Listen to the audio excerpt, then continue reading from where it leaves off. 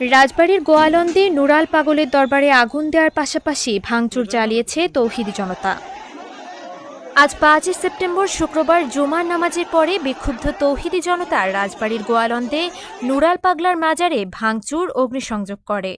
পরে এক পর্যায়ে তারা মাজারের ভেতরে প্রবেশ করে নুরাল পাগলের লাশ উঠিয়ে বাইরে বের করে আনে এবং রাস্তার উপরে পেট্রোল ঢেলে আগুন দিয়ে পুড়িয়ে ফেলে। গত ২৩ আগস্ট গোয়ালন্দ পৌরসভার ৫ নম্বর ওয়ার্ডের নুরাল পাগলের মৃত্যুর পর তাকে কবর দেয়া হয় মাটি থেকে ১২ ফুট উঁচুতে। কাবা শরীফের আদলে তৈরি করা হয় কবর। এ নিয়ে গত কয়েকদিন ধরেই উত্তেজনা চলছিল জেলা জুড়ে। ফুঁসে উঠেছিল তৌহিদি জনতা। তারই ধারাবাহিকতায় শুক্রবার জুম্মার পর বিক্ষোভ সমাবেশ করে তৌহিদি জনতা। বিক্ষোভ থেকে হামলা চালানো হয় নুরাল পাগলের দরবার শরীফে। পাল্টা আক্রমণ করেন নুরাল পাগলের ভক্তরা। তুমুল সংঘর্ষে দুই পক্ষের শতাধিক মানুষ আহত হন। পরে নুরাল পাগলের দরবার শরীফে ঢুকে আগুন ধরিয়ে দেয় তৌহিদি জনতা। পরিস্থিতি নিয়ন্ত্রণের চেষ্টা করলে হামলা চালানো হয় পুলিশের ওপর। ভাঙচুর করা হয় গাড়ি।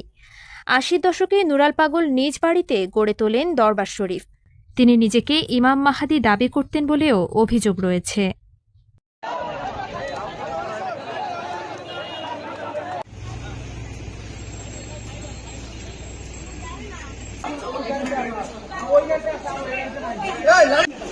যে পরিস্থিতি